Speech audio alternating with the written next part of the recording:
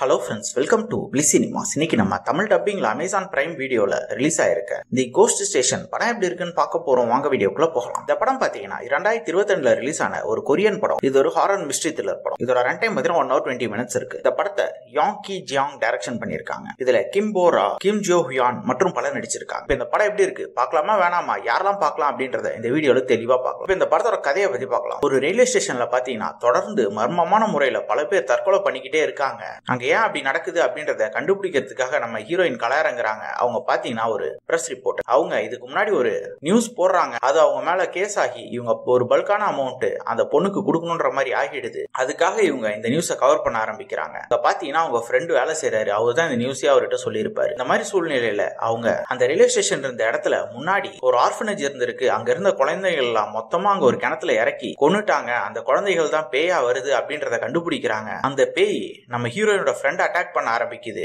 அவரு நம்ம ஹீரோயின் இழுத்து விட்டுறாரு. அதுக்கப்புறம் இந்த படத்துல என்னென்ன சுவாரஸ்யமான சம்பவம் நடக்குது, கடைசியில என்னதான் ஆச்சு அப்படின்றது தான் இந்த படத்தோட முழு கதையே. இப்ப இந்த படத்தோட பாசிட்டிவ் நைட் பத்தி பார்க்கலாம். பாசிட்டிவ், தமிழ் டப்பிங் ரொம்ப நீட்டா லிப்சிங் கூட பண்ணி கொடுத்திருக்காங்க. ஸ்டோரி பிளாட் பாத்தீங்கன்னா இது யூசுவலான ஸ்டோரி பிளாட் தான், ஆனா கொஞ்சம் இன்ட்ரெஸ்டிங்கா எடுத்திருக்காங்கன்னு சொல்லலாம். பெர்ஃபார்மன்ஸ் வைஸ் பார்க்கும்போது நம்ம ஹீரோயின் ஒரு அல்டிமேட்டான பெர்ஃபார்மன்ஸே கொடுத்திருக்காங்க. சான்ஸே இல்ல, தரமா பண்ணிருக்காங்க. டெக்னிக்கல் எக்ஸ்பிரஸ்லயும் படம் நல்லாவே இருக்கு. குறிப்பா பேக்ரவுண்ட் ஸ்கோர்லாம் அல்டிமேட்டா பண்ணி கொடுத்திருக்காங்க. பல ஹாரர் எலிமெண்ட்ஸ் எலிவேட் பண்ணி காட்டுது. சினிமோட்டோகிராஃபியும் சூப்பராகவே பண்ணி கொடுத்திருக்காங்க. குறிப்பா அந்த ரயில்வே ஸ்டேஷன் அந்த டனல்லாம் காட்டுறது ரொம்ப நல்லாவே இருக்கு. அதுவும் ஹாரர் எலிமெண்ட்ஸோட காட்டுறது சூப்பராகவே இருக்கு. கேரக்டர் ரைட்டிங் நம்ம ஹீரோயின் கேரக்டர் நல்லாவே எழுதிருக்காங்க. அதே மாதிரி ஹாரர் எலிமெண்ட்ஸும் ரொம்ப சூப்பராகவே காமிட்டிருக்காங்க. அங்கங்க ஜம்ப் ஸ்கேர்ஸ் நல்லாவே ஒர்க் அவுட் ஆயிருக்கு. அதே மாதிரி பாத்தீங்கன்னா இவங்க சொல்லியிருக்க அந்த பேக் ஸ்டோரி ரொம்ப இம்ப்ரெசிவாவே இருந்தது பிளாஷ்பேக் போர்ஷன்ல. ஆனா ஸ்கிரீன் பிளேல இன்னும் கொஞ்சம் சுவாரஸ்யமா எழுதி எடுத்துருந்தா நல்லா இருக்கும். ஓவராலா பாத்தீங்கன்னா இந்த படம் ஒரு 1 மணி நேரம் 20 நிமிஷம் தான். சோ ஈஸியா உட்காந்து பார்த்து முடிச்சிடலாம். ஒரு ஒன் டைம் வச்ச படம் தான். வேணும்னா ட்ரை பண்ணி பாருங்க. படத்துல அடல் கண்டென்ட்லாம் இல்ல, ஃபேமிலியோட ட்ரை பண்ணலாம். இன்னொரு வீடியோல சந்திக்கலாம். தேங்க்யூ.